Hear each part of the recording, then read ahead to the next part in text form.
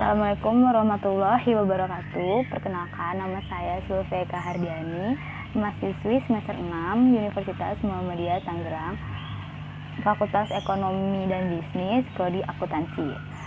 Di sini saya akan menjelaskan tentang uji asumsi klasik. Asumsi klasik adalah syarat-syarat yang harus dipenuhi pada model regresi linear OLS agar model tersebut menjadi valid sebagai alat penduga. Penelitian yang menggunakan regresi linear berganda sebagai alat analisis wajib melakukan uji asumsi klasik.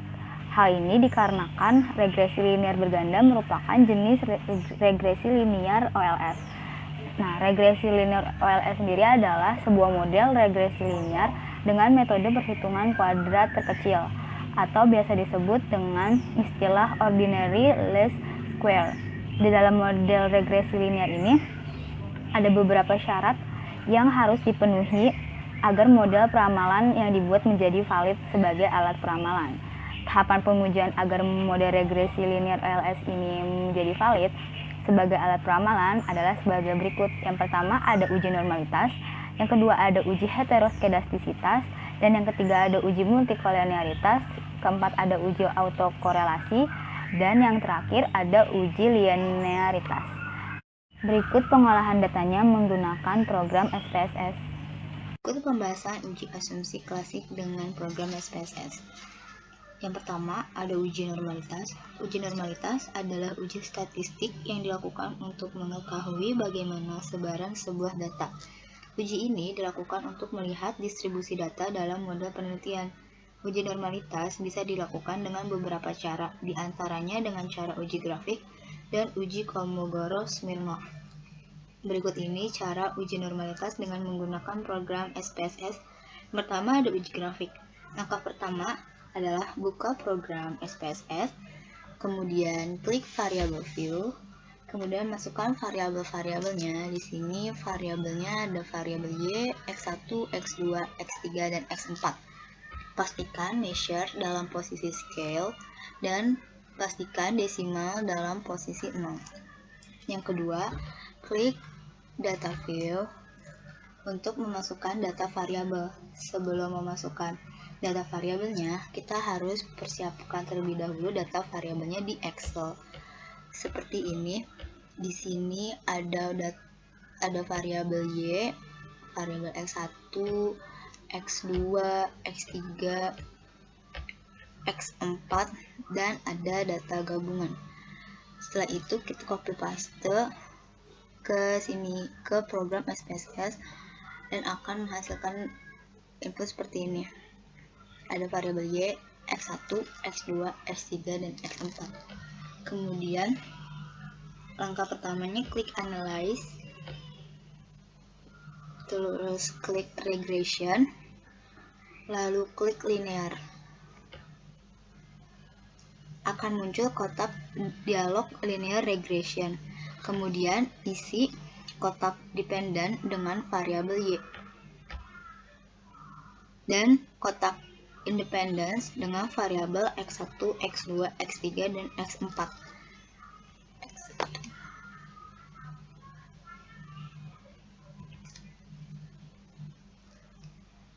Setelah itu klik tombol plots. Akan muncul kotak dialog linear regression plots. Kemudian isi kotak Y dengan S-recit dan isi kotak X dengan Z-pred. Pada menu standard size residual plots, centang histogram dan normal probability plot. Lalu kemudian klik continue dan klik OK.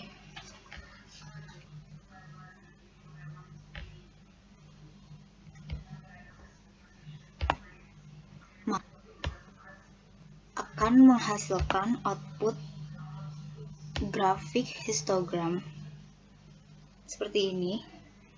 Berdasarkan grafik histogram dapat ditarik kesimpulan bahwa data berdistribusi normal.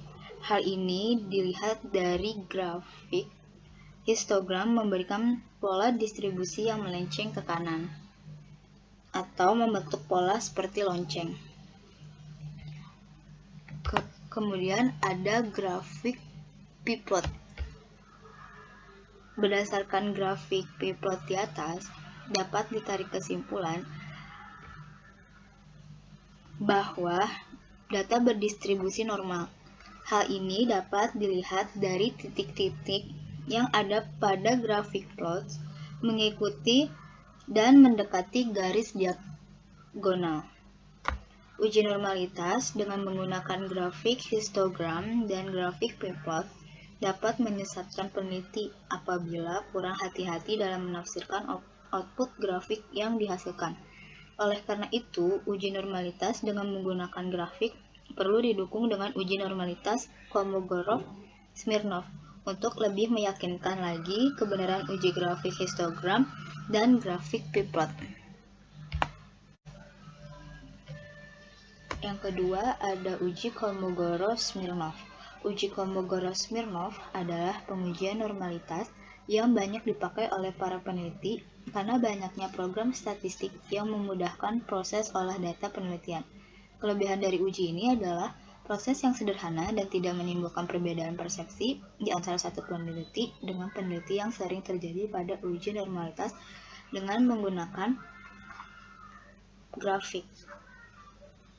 Langkah yang pertama adalah mengubah data ke dalam bentuk unstandardized residual. Caranya adalah klik Analyze, kemudian klik Regression, lalu klik Linear. Selanjutnya, masukkan variabel Y ke kotak dependent dan variabel X 1, X2, X3, X4 ke kotak independence.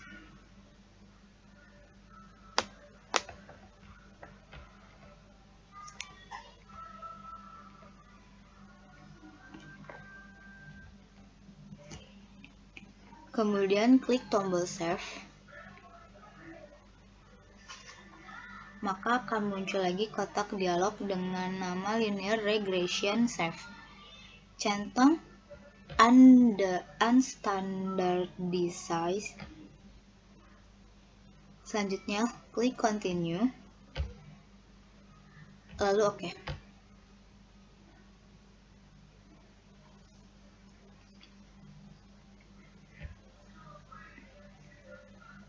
Langkah selanjutnya adalah klik Analyze, lalu klik Non-Parametric Test. Kemudian klik Legacy Dialog. Dan klik submenu satu sampel KS. Akan muncul kotak dialog One Sample Kolmogorov-Smirnov Test. Selanjutnya, isi kotak tes variabel list dengan variabel unstandardized residual. Pada bagian test distribution, centang normal, lalu kemudian OK. Maka akan menghasilkan output seperti ini. Berdasarkan tabel, interpretasinya adalah jika nilai ASYMP6 to tail di tabel 0,05, maka distribusi data dinyatakan memenuhi asumsi normalitas, dan jika nilainya di bawah 0,05, maka diinterpretasikan sebagai tidak normal.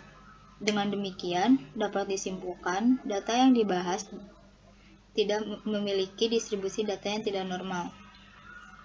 Untuk mengatasi masalah ini, ada treatment yang bisa dilakukan, yaitu dengan melakukan transformasi data, salah satunya dalam bentuk logaritma natural untuk masing-masing variabel independen dan variabel dependen. Yang kedua ada uji heteroskedastisitas.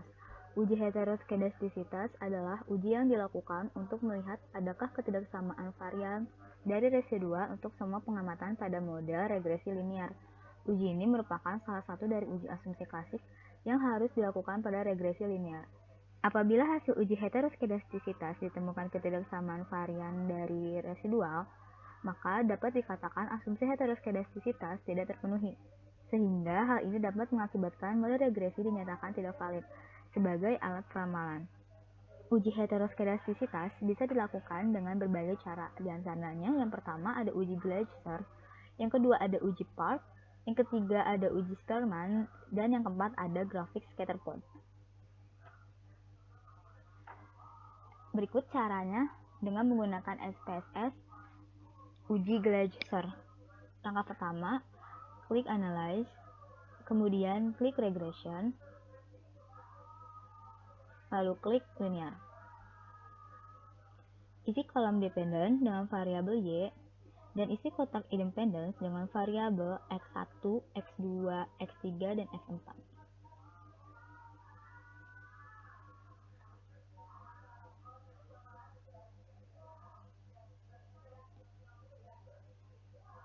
Kemudian klik Save.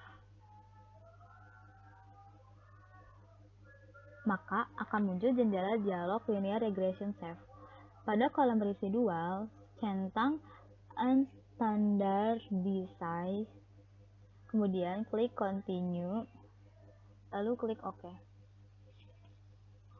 Maka akan ada variabel baru bernama res1. Abaikan output ini, kemudian klik Transform, kemudian Compute Variable, maka akan muncul jendela dialog Compute Variable. Pada kolom Target Variable, ketik res2, dan pada kolom numerik expression, ketik ABS underscore res dalam kurung res underscore 1. Kemudian klik OK.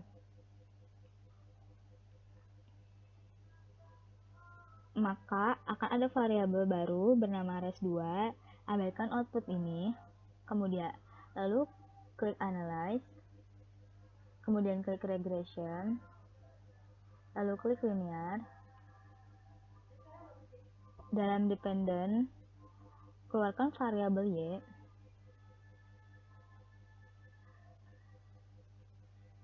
lalu ganti dengan res2. Lalu klik OK. Maka akan muncul output sebagai berikut. Berdasarkan tabel di atas, kesimpulannya adalah apabila nilai signifikansi lebih dari 0,05, maka tidak terjadi heteroskedastisitas. Tampak bahwa semua variabel independen tidak mengalami gejala heteroskedastisitas karena nilai sig lebih besar dari 0,05.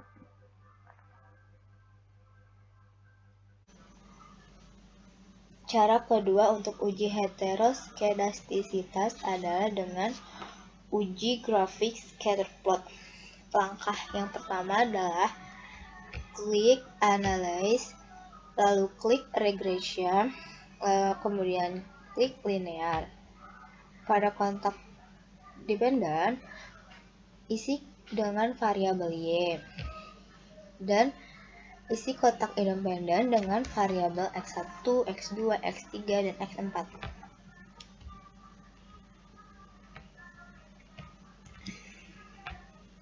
Kemudian klik Plots, maka akan muncul dialog Linear Regression Plot. Isi kolom Y dengan spreadsheet, dan isi kolom X dengan Z-spread. Lalu klik Continue, kemudian klik OK.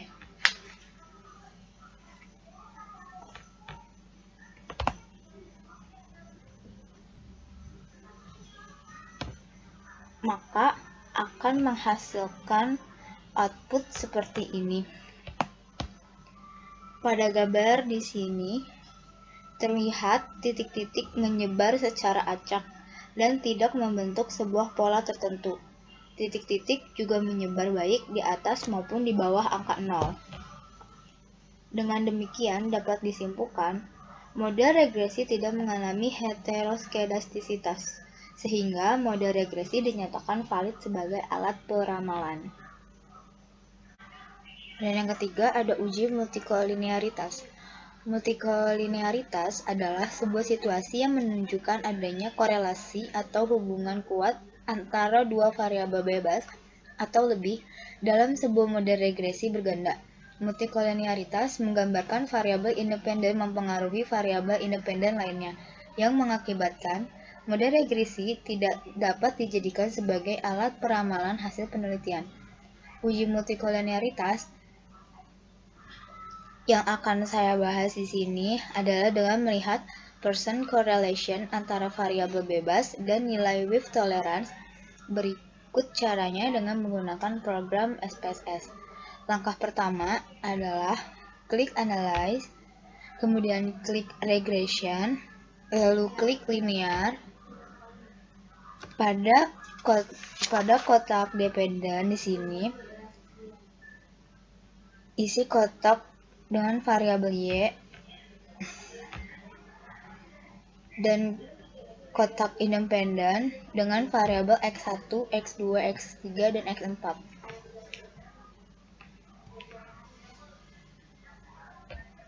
Kemudian klik statistik, maka akan muncul jendela dialog linear regression statistik. Kemudian centang deskriptif dan collinearity diagnosis.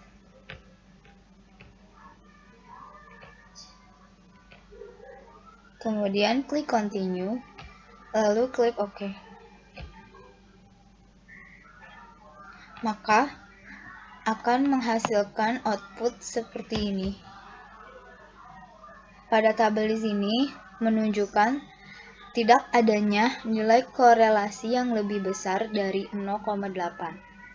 Maka dengan demikian dapat disimpulkan bahwa tidak terjadi multikolinearitas antara variabel independen yang akan diteliti. Kedua, untuk width dan toleransinya,